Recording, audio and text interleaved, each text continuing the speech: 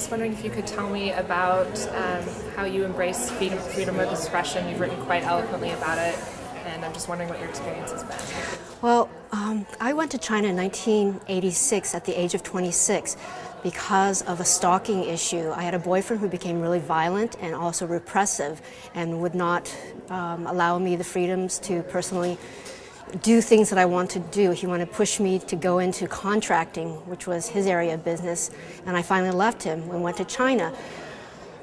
But in China, I also sensed repression. So I had experienced repression on a personal level and then at a society level. Once the Tiananmen massacre happened in late 1989, I saw an entire society silenced by the government, by the guns.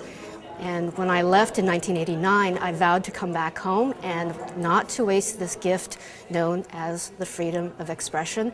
And I would come home and use the brush with one hand and the pen or computer with the other.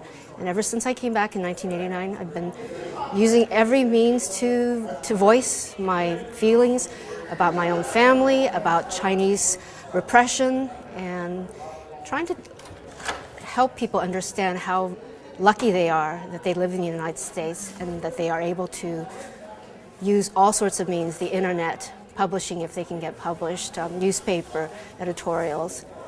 And in that way, the internet and blogging is an extension of that. Oh yes, definitely, because after the Olympics, once I saw the torch come to San Francisco, I saw a lot of Chinese Americans waving that bloody red flag of the PRC. And I was upset, so I wrote a blog about, shame on you, Chinese Americans. This is not the time to support the PRC. They have not apologized for the thousands of people killed in 1989 during the Tiananmen massacre.